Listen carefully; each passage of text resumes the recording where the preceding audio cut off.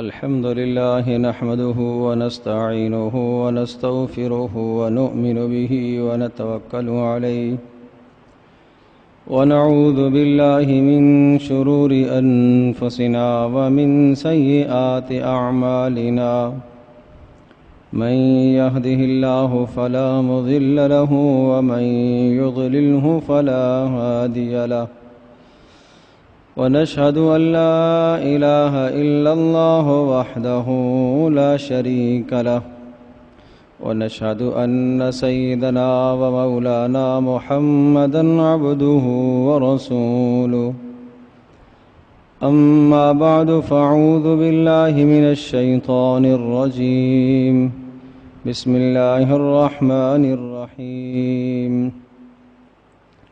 لقد رضي الله عن المؤمنين إذ يبايعونك تحت الشجرة فعلم ما في قلوبهم فأنزل السكينة عليهم وأثابهم فتحا قريبا صدق الله مولانا العظيم رب اشرح لي صدري ويسر لي أمري واحلل عقدة من لساني يفقه قولي اللهم صل على محمد وعلى آل محمد كما صليت على إبراهيم وعلى آل إبراهيم إنك حميد مجيد اللهم بارك على محمد وعلى آل محمد كما باركت على إبراهيم وعلى آل إبراهيم إنك حميد مجيد گرامی قدر حاضرین و سامعین، حضرت صلی اللہ تعالی علیہ وسلم کو اللہ تبارک و تعالی نے تمام انبیاء علیہم الصلاۃ سے فضیلت بخشی ہے، اور نبی اکرم صلی اللہ تعالی علیہ وسلم کا مقام اور مرتبہ تمام انبیاء علیہم الصلاۃ سے بلند و بالا ہے۔ قرآن مجید میں اللہ پاک نے ارشاد فرمایا، تلک الرسل فضلنا بعضهم على بعض منهم من کلم اللہ ورفع بعضهم درجات وآتینا عیسی ابن مریم البینات وأیدناہ بروح القدس، کہ رسولوں کی جماعت میں سے بعض کو بعض پر ہم نے فضیلت دی ہے، اور بعض کو اللہ پاک نے یہ سعادت عطا فرمائی کہ اللہ پاک نے براہ راست ان سے کلام فرمایا، اور بعض کو اللہ پاک نے یہ سعادت عطا فرمائی کہ انہیں اللہ پاک نے اپنے امر کن سے پیدا فرمایا، جیسا کہ عیسیٰ علیہ السلام ہیں۔ یہ ہمارا ایمان ہے کہ تمام انبیاء علیہم السلام سے سب سے بلند و بالا جو مقام ہے وہ 5 انبیاء علیہم السلام کا ہے، جن کو اولو العزم کہا جاتا ہے۔ حضرت آدم علیہ السلام، نوح علیہ السلام اور ابراہیم علیہ السلام اور موسیٰ علیہ السلام اور عیسیٰ علیہ السلام، اور پھر حضرت محمد صلی اللہ تعالی علیہ وسلم کو اللہ پاک نے ان سب سے زیادہ فضیلت بخشی ہے۔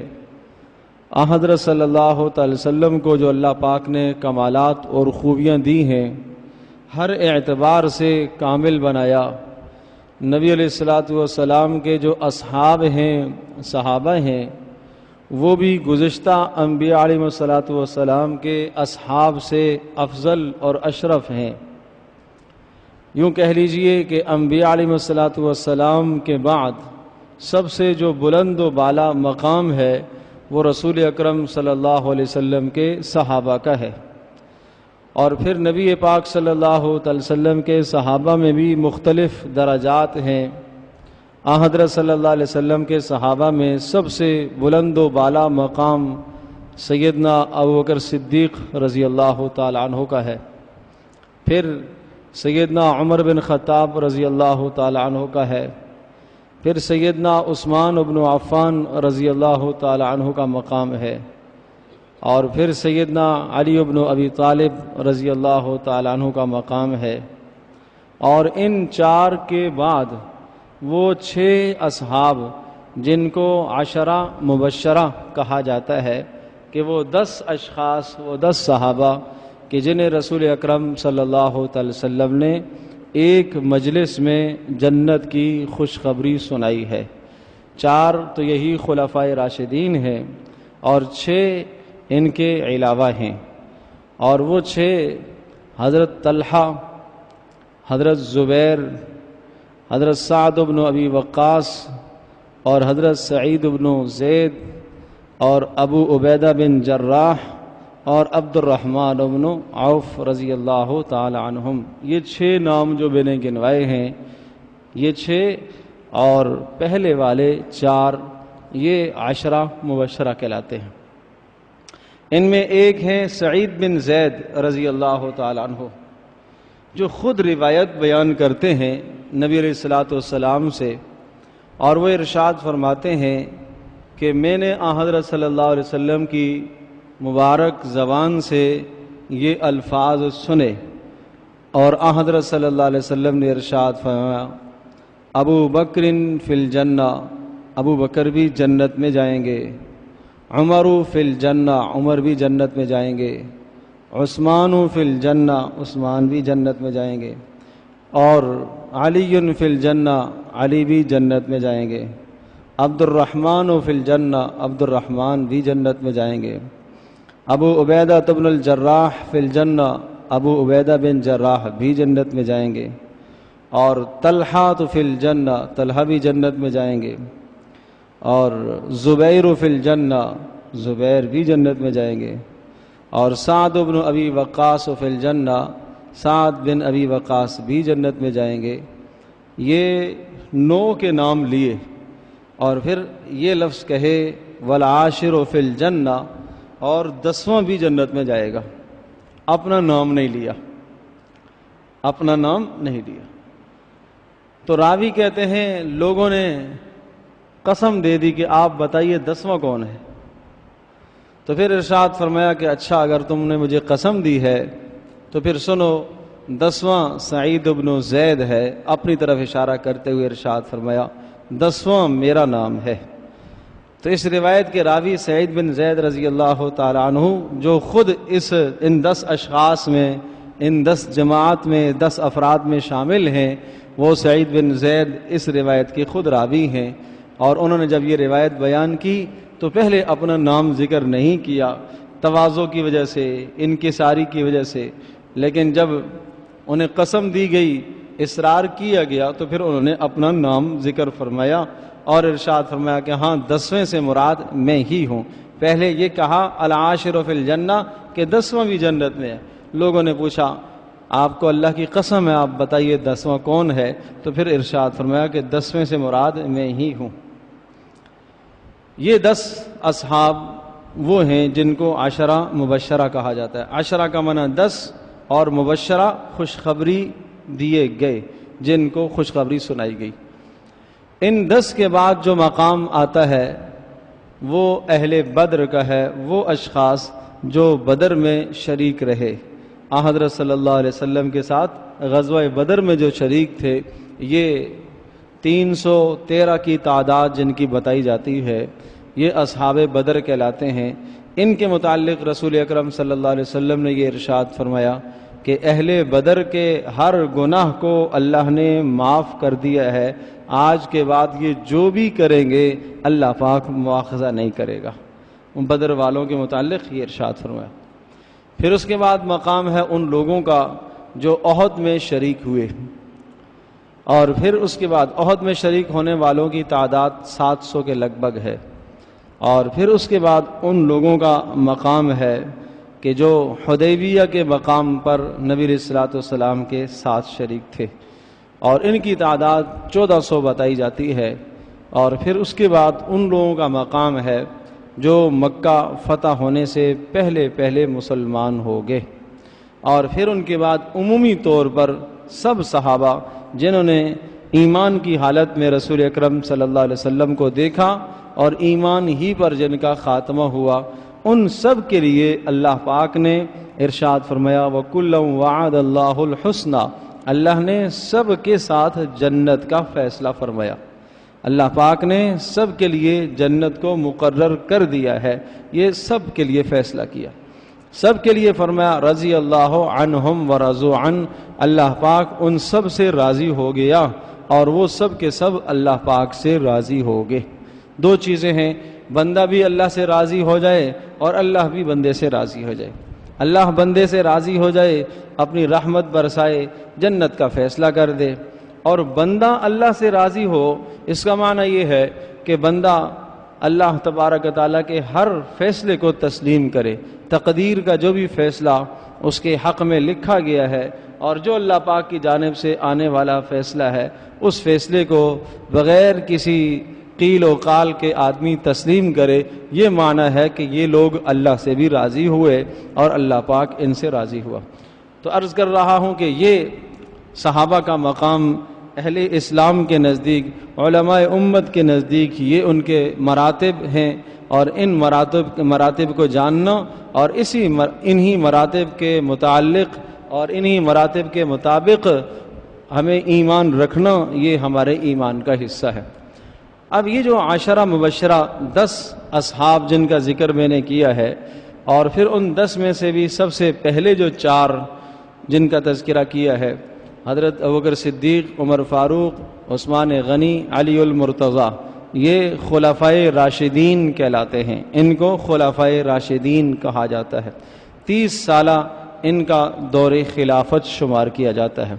پھر ان میں حضرت عثمان رضی اللہ تعالی عنہ ہیں، جن کے متعلق آج کی نشست میں کچھ باتیں عرض کروں گا، اور حضرت عثمان رضی اللہ تعالی عنہ کا انتخاب اس لیے کیا کہ ذی الحجہ کی 18 تاریخ کو حضرت عثمان رضی اللہ تعالی عنہ کی شہادت ہے۔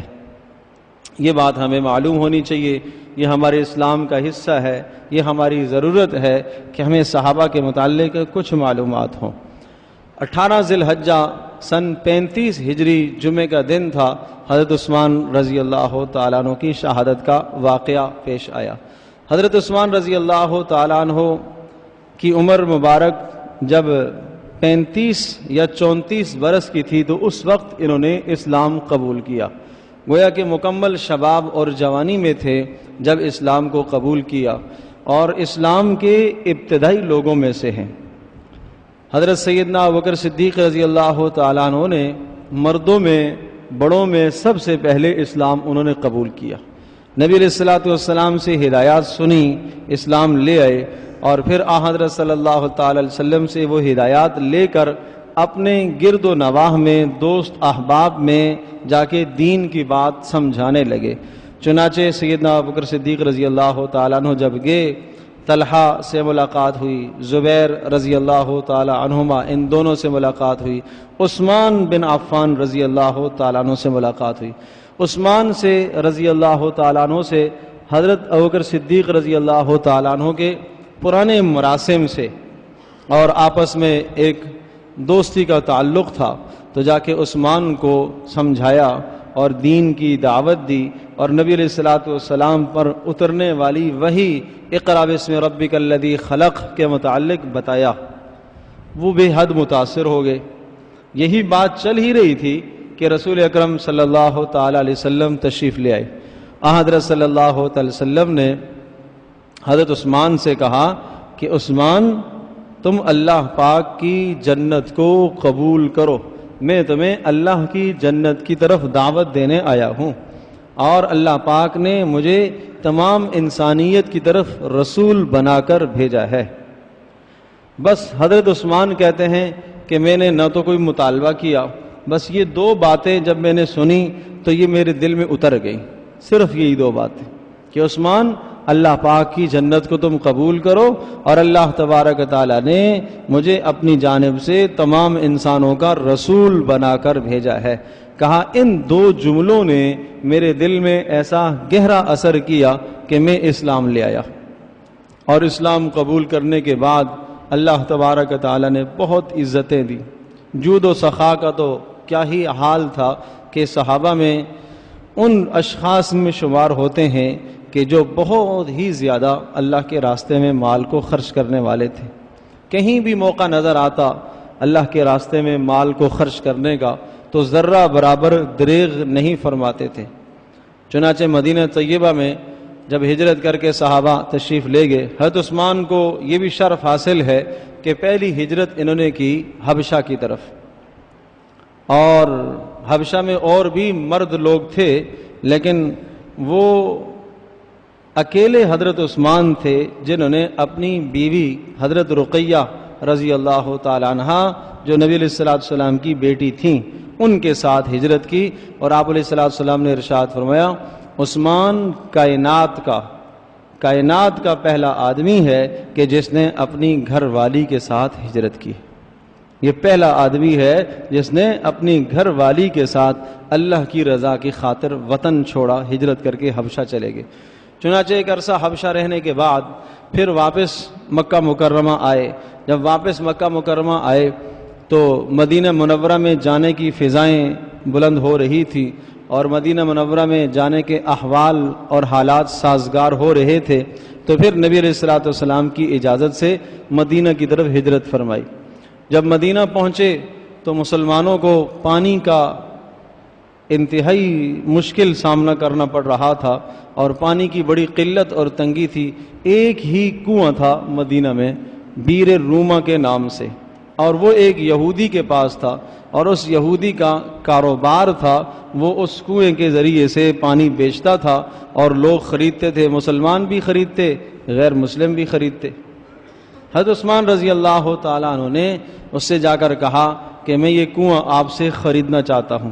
چنانچہ حضرت عثمان رضی اللہ تعالیٰ عنہ نے اس نے مکمل دینے سے تو منع کیا، آدھا بیچنے پر وہ راضی ہوا، اور آدھا بیچنے کے لیے بھی اس نے منہ مانگی قیمت مانگی، اور وہ قیمت تھی اس وقت 12,000 دراہم۔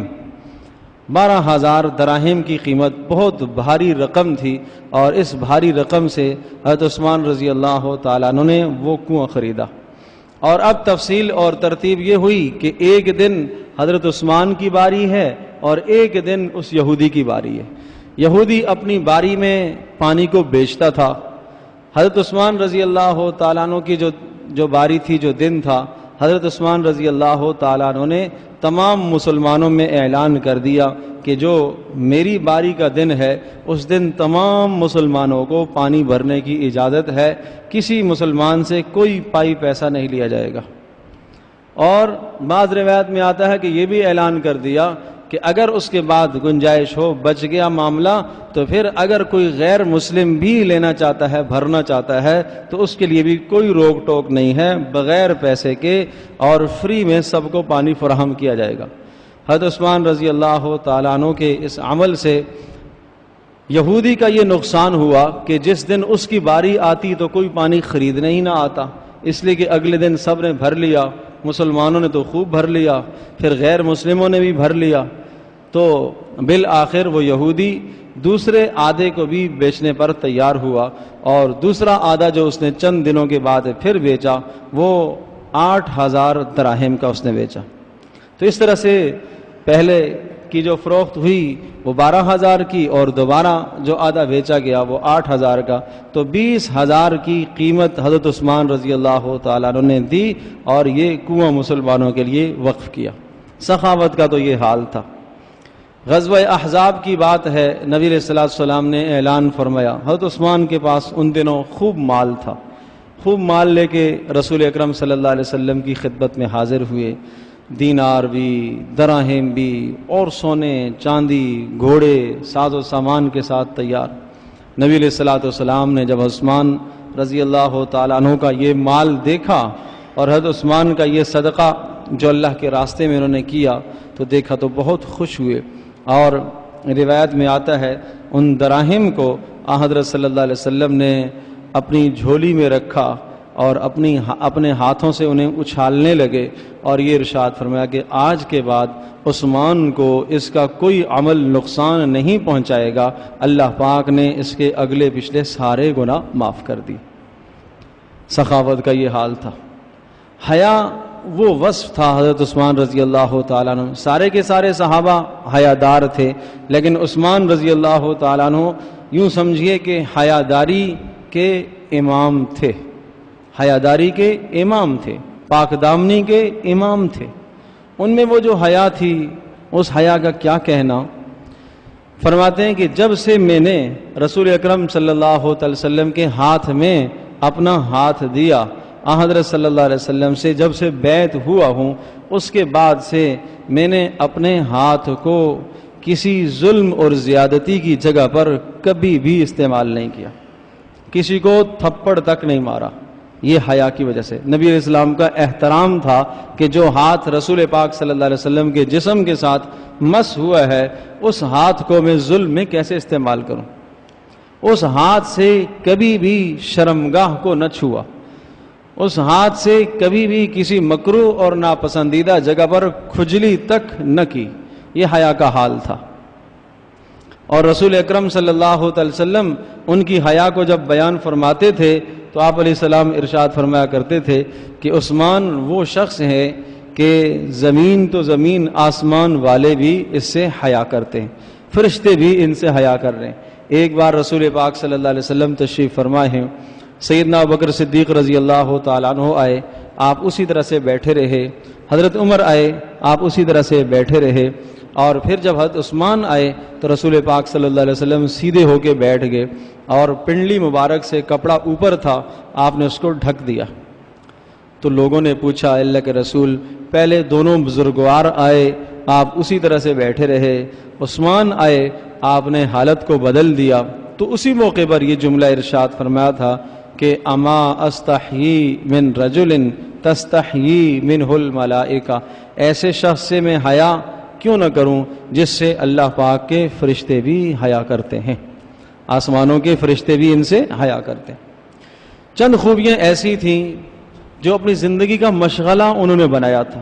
اپنی زندگی میں فرمایا کرتے تھے کہ 3 کام تو مجھے بڑے پسند ہیں، 3 کام بہت پسند ہیں، میں اور آپ بھی ان 3 کاموں کو جہاں تک ممکن ہو اختیار کریں، اور اگر اختیار کریں گے تو اللہ پاک قیامت کے دن انہی کے ساتھ ہمارا حشر فرما دے۔ المرء مع من احبہ، آدمی جس سے محبت کرتا ہے، جس کے اعمال کو پسند کیا کرتا ہے، جس کے اخلاق کو اختیار کرتا ہے، جس کی عادتوں کو انسان اپناتا ہے، اللہ پاک اس کا حشر اسی کے ساتھ فرماتے ہیں۔ تو وہ 3 خوبیاں کیا تھی؟ فرمایا کرتے تھے اطعام الجیعان، بھوکوں کو کھانا کھلانا مجھے بہت پسند ہے۔ پتہ چل جائے کہ کسی کو بھوک ہے، پہنچ جاتے تھے۔ اپنے گھر میں بہت زیادہ ناز اور نخرے اور نعمتوں سے نہیں رہتے تھے، سادہ زندگی گزارتے تھے، لیکن اگر پتہ چل جائے کہ کسی کے گھر میں فاقہ ہے، وہ ان سے برداشت نہیں ہوتا تھا۔ ایک بار پتہ چلا کہ رسول پاک صلی اللہ علیہ وسلم کے گھر میں فاقہ ہے۔ حضرت صلی اللہ علیہ وسلم کی تمام ازواج کے گھر میں کوئی شے کھانے کی نہیں ہے۔ 1 دن، 2 دن، 3 دن نہیں پتہ چلا۔ چوتھے دن جب معلوم ہوا، اتنا روئے، اور نبی علیہ الصلوۃ والسلام سے آ کے ذکر فرمایا کہ آپ نے مجھے کیوں نہ بتایا۔ پھر فوری گئے، جو اپنے پاس مال اسباب اور سامان تھا اس سے کھانے پینے کی اشیاء خریدیں، اور کچھ نقدی حضرت صلی اللہ علیہ وسلم کے گھرانوں میں پہنچائی۔ جب پتہ چلتا تھا کہ کوئی بھی شخص، یہ تو رسول پاک صلی اللہ علیہ وسلم کا گھرانہ تھا، کسی عام آدمی کے متعلق بھی اگر محسوس ہوتا تھا تو فوری پہنچ جاتے تھے۔ ایک شخص آئے نبی علیہ السلام کے پاس کچھ مانگنے کے لیے، حضرت صلی اللہ علیہ وسلم کے پاس دینے کے لیے کچھ نہیں تھا۔ رسول اکرم صلی اللہ علیہ وسلم نے ان سے یہ کہا کہ تم چلے جاؤ عثمان کے پاس۔ عثمان رضی اللہ تعالیٰ کے گھر پر یہ پہنچے تو اندر حضرت عثمان رضی اللہ تعالی عنہ اپنی بیوی حضرت نائلہ رضی اللہ تعالی عنہا سے مناقشہ کر رہے ہیں، کسی بات میں جھگڑا ہو رہا ہے، آواز اونچی ہو رہی ہے۔ اور جھگڑا کس بنیاد پر ہو رہا ہے؟ جھگڑا اس بات پر ہو رہا ہے، عثمان یہ کہہ رہے ہیں اپنی گھر والی سے کہ آپ نے آج رات چراغ میں بتی موٹی ڈالی ہے جس سے تیل زیادہ ضائع ہو گیا۔ اندازہ کیجئے، اس بات پر جھگڑا ہو رہا، اس بات پر گھر والوں کو ڈانٹ رہے ہیں۔ اس شخص نے یہ آواز سنی تو وہ کہنے لگا دل دل میں کہ یہ مجھے کیا دے گا جو اپنی بیوی کو اس بنیاد پر ڈانٹ رہا ہے کہ آپ نے چراغ میں بتی موٹی ڈالی ہے جس سے تیل زیادہ جل گیا ہے، اس کے بخل کا تو یہ حال ہے، مجھے کیا دے گا؟ نہیں مانگا، دستک نہیں دی۔ حضرت عثمان رضی اللہ تعالیٰ نے جب دروازہ کھولا دیکھا تو ایک آدمی پلٹ کے جا رہا ہے، اندازہ ہو گیا کہ یہ میرے گھر میرے دروازے ہی پہ آیا۔ بلا لیا اسے پوچھا کیوں آئے تھے؟ اس نے کہا رسول اکرم صلی اللہ علیہ وسلم کے پاس سوال اور ضرورت لے کے آیا، حضرت صلی اللہ علیہ وسلم نے مجھے آپ کے گھر کا بتایا، یہاں آیا تو دیکھا تو آپ تو اپنی اہلیہ سے اس بنیاد پر لڑ رہے ہیں، میرے دل میں یہ بات آئی کہ آپ کیا دے پائیں گے؟ تو پھر لے گئے اسے گھر اور ایک تھیلی میں دراہم بھرے، اللہ اکبر، اسے دے دیے۔ وہ اتنے تھے کہ اس کی اور اس کی نسل کو کافی ہو جائے، اتنا مال تھا۔ وہ بڑا حیران، ادھر دراہم کو دیکھے اور ادھر حضرت عثمان رضی اللہ عنہ کے چہرے کو دیکھے، سوچ میں پڑ گیا، پھر بولنے پہ مجبور ہو گیا اور کہنے لگا آپ یہ تو بتائیے کہ ادھر تو آپ کا یہ حال دیکھ رہا تھا کہ آپ گھر میں جھگڑ رہے تھے، اور دوسری طرف میں نے یہ دیکھا کہ آپ نے اتنا مجھے دیا کہ جو مجھے اور میری نسل کو بھی کافی ہو جائے۔ تو ارشاد فرمایا وہ جو جھگڑا تھا وہ اپنی ذات کے لیے تھا، وہ اپنی ذات کا گھر کا خرچ ہے، اس لیے اس میں جھگڑا تھا، اور یہ جو تجھے دیا ہے یہ اللہ کی رضا کے لیے دیا ہے، اس کا اجر مجھے اللہ پاک دیں گے۔ اور تو آیا کون ہے، کہاں سے؟ تجھے رسول اکرم صلی اللہ علیہ وسلم نے جو بھیجا ہے، یہ دو نسبتیں ہیں تیرے ساتھ، اس لیے تجھے میں نے اتنا دیا ہے۔ تو اپنے گھر کی کفایت شعاری کا یہ حال تھا کہ انتہائی حساس تھے گھر کے معاملے میں، اور ادھر سخاوت کا یہ حال تھا کہ ایک ایک وقت دسترخوان پر کھانا کھانے والے 80 افراد بھی ہوتے تھے ایک ٹائم میں، یہ حال تھا۔ بہت زیادہ سخاوت تھی، بہت زیادہ سخاوت تھی۔ تو یہ جملہ تھا ان کا، اطعام الجیعان، کہ بھوکوں کو کھانا کھلانا مجھے بڑا عزیز ہے۔ کوئی پتہ چل جاتا کہ ضرورت مند ہے، بھوکا ہے، تو اس کی ضرورت پوری کرتے تھے۔ اور دوسرا عمل جو زندگی کا مشغلہ، کسوۃ العریان، ضرورت مندوں کو کپڑا پہنانا مجھے بڑا پسند ہے۔ پتہ چلتا کہ کوئی آدمی ضرورت مند ہے، اس کے پاس کپڑا نہیں ہے، اس کے لیے کپڑے کا بندوبست کرتے۔ حدیث پاک میں آتا ہے کہ جس نے اس دنیا میں کسی مسلمان کو کپڑا پہنا دیا، ضرورت مند کو کپڑا فراہم کیا، اللہ پاک اس کے بدلے میں کپڑا پہنانے والے کو جنت کا جوڑا پہنائے گا، جنت کا جوڑا پہنائے گا۔ تو بس وہ لوگ ایسے تھے کہ اللہ کی مرضی، اللہ کی منشا کے مطابق عمل کرتے جاتے تھے۔ اور تیسری خوبی بڑی اہم، وہ ارشاد فرمایا کرتے تھے وہ تلاوت القرآن، اور قرآن مجید کی تلاوت کرنا بھی مجھے بڑا پسند ہے۔ یہ تین عمل، بھوکوں کو کھانا کھلانا، ضرورت مندوں کو کپڑا فراہم کرنا، اور تیسرا قرآن مجید کی تلاوت کرنا۔ اور معلوم ہے تلاوت کا کیا حال تھا؟ عجیب حال تھا۔ ساری رات کھڑے ہو کے قرآن پڑھتے تھے، اور کئی بار ایسا ہوتا جب شغف طاری ہو جاتا، پڑھنے میں لطف آتا نماز میں، تو ایک ہی رات کے اندر پورا قرآن بھی پڑھ دیتے تھے۔ یہ حضرت عثمان رضی اللہ عنہ سے متعدد بار ایسا ہوا کہ ایک ہی رات کے اندر پورا قرآن پڑھ دیا۔ بات ذوق کی ہے، شوق کی ہے۔ حضرت صلی اللہ علیہ وسلم سے والہانہ محبت کا یہ حال تھا کہ ایک ایک عمل میں نبی علیہ الصلوۃ والسلام کی اتباع کرتے تھے۔ ایک بار وضو فرما رہے تو کسی نے دیکھا کہ حضرت عثمان وضو کر رہے ہیں اور ہنس رہے ہیں، مسکرا رہے ہیں۔ آدمی کوئی ہے نہیں، کوئی بات کرنے والا ہے نہیں کہ جس کے سامنے آدمی ہنسے۔ دیکھنے والے نے دیکھا کہ حضرت عثمان ہنس رہے ہیں، وضو سے فارغ ہوئے، اور پھر اس نے پوچھا کہ آپ ہنس رہے تھے، مسکرا کیوں رہے تھے؟ کہا میں نے رسول اکرم صلی اللہ علیہ وسلم کو ایک مرتبہ اسی طرح سے وضو کے دوران مسکراتے دیکھا، اس لیے ایسا کر رہا۔ اتباع کا یہ حال تھا۔ ایک بار مسجد میں تشریف فرما تھے اور گھر سے گوشت منگوایا، مسجد میں ہی تناول فرمایا، کھایا، اور پھر کھانے کے بعد کلی کی اور نماز کے لیے کھڑے ہو گئے۔ تو ارشاد فرمایا، اسی جگہ پر رسول اکرم صلی اللہ علیہ وسلم نے گوشت تناول فرمایا تھا، اور پھر رسول پاک صلی اللہ علیہ وسلم نے کلی کی تھی، اور آپ علیہ السلام نے دوبارہ سے نیا وضو نہیں فرمایا، پرانے ہی وضو کے ساتھ آپ علیہ السلام نے نماز پڑھی ہے۔ میں نے حضرت صلی اللہ علیہ وسلم کی اتباع میں آج یہ کام کیا ہے۔ تو اتباع نبوی کا یہ حال تھا، اور خوف خدا مت پوچھئے کیا حال تھا کہ اکثر قبرستان سے جب بھی گزرتے تھے تو روتے تھے، جنازے کو دیکھتے تھے تو روتے تھے، آخرت کا تذکرہ چھیڑتا تھا تو اس سے بہت روتے تھے، اتنے روتے بس اوقات داڑھی تر ہو جایا کرتی تھی۔ پوچھنے والوں نے پوچھا کہ آپ کیوں روتے ہیں؟ آخر اس میں کیا چیز رکھی ہے آخرت کے تذکرے میں؟ جنازے کو دیکھ کر، قبر کو دیکھ کر آپ دیدہ ہو جاتے ہیں، آپ رونے لگ جاتے ہیں۔ تو ارشاد فرمایا کرتے تھے کہ میں نے رسول پاک صلی اللہ علیہ وسلم کو یہ ارشاد فرماتے ہوئے سنا ہے کہ جنت، یہ قبر یا تو جنت کے باغوں میں سے ایک باغ ہے یا جہنم کے گھڑوں میں سے ایک گھڑا ہے۔ یہ مٹی کا ڈھیر نہیں ہے، یہ مٹی کا ڈھیر نہیں ہے یہ ہم اپنے میت کو ڈال کے آ جاتے ہیں۔ یہ مت سمجھو کہ بس مٹی میں دبا کے آگے، نہیں نہیں، اب یہ جنت ہے اس کی یا اس کی جہنم ہے۔ اگر یہ نیک ہے، صالح ہے، اچھا ہے، نیک اعمال کرنے والا ہے، تو یہی جو مٹی کا ڈھیر ہمیں دکھائی دیتا ہے حقیقت میں اس کے لیے یہ جنت ہے۔ اور اگر یہ بد ہے، برا ہے، تو یہی جو مٹی کا ڈھیر ہمیں دکھائی دیتا ہے یہی اس کی جہنم ہے۔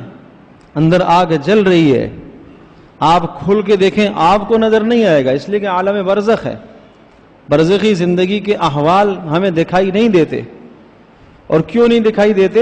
اس لیے کہ رسول پاک صلی اللہ علیہ وسلم نے ارشاد فرمایا کہ اللہ پاک سے دعا کی ہے کہ اللہ پاک اس معاملے کو تمہارے سے مخفی رکھے، اور اگر مجھے یہ ڈر نہ ہوتا کہ تم مردوں کو دفن کرنا چھوڑ دو گے تو میں اللہ پاک سے یہ دعا مانگتا کہ اللہ پاک آپ کو قبر کے احوال دکھاتا کہ کیا ہوتا ہے۔ والذی نفسی بیدی لو تعلمون ما اعلم لضحکتم قلیلا ولبکیتم کثیرا۔ اللہ پاک کی قسم جس کے قبضے میں میری جان ہے، قبر کے احوال جو میں جانتا ہوں اگر تمہیں پتہ چل جائیں، لضحکتم قلیلا، تمہارا ہنسنا ختم ہو جائے، ولبکیتم کثیرا، اور تم رونے لگ جاؤ، ولخرجتم الی الصعدات تجأرون الی اللہ، اور تم جنگلوں کو نکل جاؤ اللہ پاک کی پناہ مانگتے ہوئے، اللہ کو راضی کرنے کے لیے۔ وما تلذذتم بالنساء علی الفرشاس، اور تم نرم اور گداز بستروں کو چھوڑ دو، اور تم اپنی بیویوں سے لطف اندوز ہونا چھوڑ دو، اگر وہ احوال جو قبر کے مجھے معلوم ہیں اگر تمہیں پتہ چل جائے تو تمہاری یہ کیفیت بن جائے، تم برداشت نہ کر سکو۔ حضرت صلی اللہ علیہ وسلم کے ان ارشادات کے بعد، اس لیے کہ ان ارشادات پر ان لوگوں کا ایمان تھا، ان فرمانوں پر ان کا ایمان تھا، ان اقوال پر ان کا ایمان تھا۔ نبی علیہ السلام نے ارشاد فرمایا، آپ علیہ السلام کے فرمان کو دیکھنے سے زیادہ یقین رکھنے والے تھے، دیکھنے سے زیادہ۔ وہ اپنی نظروں کے، اپنی آنکھوں کے مشاہدات کو جھٹلا دیتے تھے، نبی علیہ السلام کے ارشاد کے مقابلے میں ان کی زبان سے جو نکلی ہوئی بات تھی اس بات پر وہ یقین تھا جو دیکھی چیز پر یقین نہیں کرتے تھے۔ اللہ کے نبی نے بتایا یہ زیادہ حق ہے، ہمیں جو نظر آ رہا وہ غلط ہے، اللہ کے نبی نے جو فرمایا وہ حق ہے، وہ سچ ہے۔ تو یہ خوف کا حال تھا۔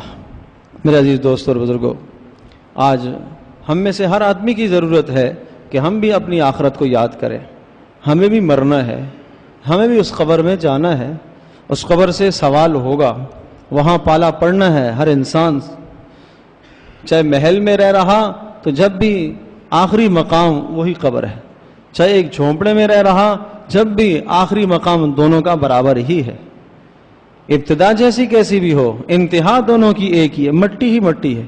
کس چیز پر انسان غرور کرے، کس چیز پر انسان تکبر کرے، کہ انتہا اس کی مٹی، ابتدا ایک پانی کا قطرہ، ناپاک قطرہ، اور انتہا مٹی کا ڈھیر ہے، بیچ میں تھوڑی سی زندگی ہے۔ اس زندگی پر آدمی کیوں گھمنڈ کرے؟ مال آ گیا، اپنا نہیں ہے، اللہ کا ہے۔ طاقت ہے، اپنی نہیں ہے، اللہ کی دی ہوئی ہے۔ عزت ہے، اپنی نہیں ہے، اللہ کی دی ہوئی ہے۔ جو کچھ ہے اپنا نہیں ہے، اللہ کا دیا ہوا ہے۔ سلیمان علیہ السلام کو اللہ نے حکومت دی، اقرار کروایا، یہ کہو ھذا من فضل ربی، یہ میرے اللہ کا فضل ہے، یہ میرا کچھ نہیں۔ قارون تھا، اس نے یہ کہا کہ یہ سب کچھ میرا ہے۔ قال انما اوتیتہ علی علم عندی، یہ سب میرا ہے۔ جب اس نے میرا ہے یہ کہا، اسی میرے کے اندر ہی دھنستا ہوا زمین میں چلا گیا۔ اس بات نے، اس بول نے اس کو ایسا ہلاک کر دیا اور پکڑ لیا۔ فرعون نے کہا لی ملک مصر وہذہ الانہار، ارے صاحب ملک مصر میری سلطنت ہے، یہ نہریں یہ میرے حکم سے چلتی ہیں، یہ دریا یہ میرے حکم سے چلتا ہے۔ وہی دریا جس کو کہتا تھا میرے حکم سے چلتا ہے، وہی اس کی ہلاکت کا ذریعہ بنا۔ تو اللہ پاک نے حضرات انبیاء علیہ السلام کے تذکرے، سلیمان کی حکومت کا کیوں ذکر فرمایا؟ اسی لیے کہ دیکھو حکومت اور سلطنت کے ہوتے ہوئے بھی اللہ پاک کو انہوں نے خوش کیا، راضی کیا۔ عثمان رضی اللہ تعالیٰ عنہ صاحب مال ہونے کے باوجود بھی، عبد الرحمن ابن عوف رضی اللہ تعالیٰ عنہ صاحب مال ہونے کے باوجود بھی اللہ کو راضی کیا۔ تو مال کے ساتھ بھی اللہ کو راضی کیا جا سکتا ہے، دنیا کی سلطنت کے ساتھ بھی اللہ کو راضی کیا جا سکتا ہے، دنیا کے اقتدار کے ساتھ بھی اللہ کو خوش کیا جا سکتا ہے۔ حضرت عثمان رضی اللہ تعالیٰ عنہ کے خوف خدا کا یہ حال تھا، اور پھر حضرت صلی اللہ علیہ وسلم کے ساتھ وہ والہانہ محبت اور عقیدت تھی، وہ احترام تھا کہ نبی علیہ السلام کے شہر مبارک میں خون ریزی نہیں ہونے دی۔ اور حضرت علی نے، دیگر اشخاص نے، صحابہ نے یہ کہا کہ آپ ہمیں اجازت دیں، جن لوگوں نے آپ کے گھر کا گھیراؤ کیا ہوا ہے، محاصرہ کیا ہوا ہے، ہم انہیں قتل کر دیں۔ دو باتیں ہیں، یا تو آپ خلافت چھوڑ دیں اور ہم نیا خلیفہ نامزد کر کے ہم ان سے نمٹ لیں۔ تو ارشاد فرمایا بھائی، مجھے رسول پاک صلی اللہ علیہ وسلم نے یہ ارشاد فرمایا تھا کہ اللہ پاک تجھے ایک قمیص پہنائے گا اور لوگ اس کو اتارنے کی کوشش کریں گے تجھ سے، آپ مت اتاریے گا۔ وہ قمیص خلافت تھی کہ اللہ پاک نے مجھے یہ خلافت عطا فرمائی ہے، میں اس کو حضرت صلی اللہ علیہ وسلم کے فرمان کے مطابق نہیں چھوڑ سکتا۔ باقی رہی یہ بات کہ قتل کروا دیے جائیں، میں اس کی اجازت نہیں دیتا کہ رسول اکرم صلی اللہ علیہ وسلم کے مبارک شہر کے اندر خون ریزی ہو۔ پھر جمعے کا دن تھا، تھوڑی دیر جمعے سے پہلے آرام فرمایا، روزے میں تھے اور قرآن مجید کی تلاوت فرما رہے تھے، اور جب بیدار ہوئے تو پھر اپنی اہلیہ کو بلایا اور یہ ارشاد فرمایا کہ اب میری شہادت کا وقت آ گیا ہے۔ اب میں نے خواب میں دیکھا رسول پاک صلی اللہ علیہ وسلم، ابوبکر صدیق رضی اللہ تعالیٰ عنہ اور عمر فاروق رضی اللہ تعالیٰ عنہ تینوں تشریف فرما ہیں، اور مجھے یہ ارشاد فرما رہے ہیں کہ عثمان آج افطاری آپ نے ہمارے ساتھ کرنی ہے۔ تو بس مجھے یقین ہے کہ میرا آخری ٹائم آ گیا ہے۔ تو اس طرح سے جان دے دی انہوں نے نبی علیہ السلام کے شہر کا، آپ علیہ السلام کے گھرانے کا، نبی علیہ السلام کی مسجد کا تقدس پامال نہیں ہونے دیا۔ حضرت صلی اللہ علیہ وسلم کا اس قدر احترام کرتے تھے۔ تو میرے عزیز دوستوں اور بزرگوں، بہت بلند و بالا وہ لوگ تھے جو ان کی وہ عادات اور وہ صفات آپ کے سامنے ذکر کی گئی ہیں جو ہمارے لیے قابل اتباع ہیں، ہم اتباع کرنے کی کوشش کریں۔ خوف خدا کا جو حال تھا ہم اپنے اندر پیدا کرنے کی کوشش کریں، اور سخاوت کا جو عالم تھا اپنے اندر لانے کی کوشش کرو۔ قرآن مجید کی تلاوت کا جو حال تھا اپنے اندر پیدا کرنے کی کوشش کریں، اور ضرورت مندوں کو کھانا کھلانا اور ضرورت مندوں کو کپڑا پہنانا، یہ جو خوبیاں تھیں ان خوبیوں کو اپنانے کی کوشش کریں۔ اور رسول پاک صلی اللہ علیہ وسلم کا ارشاد ہے کہ جو آدمی جس سے محبت کرے گا اور جس کی وضع قطع اختیار کرے گا، جس کی عادات اور اطوار کو اختیار کرے گا، اللہ پاک اس کا حشر اسی کے ساتھ فرمائے گا۔ اللہ پاک مجھے بھی، آپ کو، ہم سب کو عمل کی توفیق نصیب فرمائے۔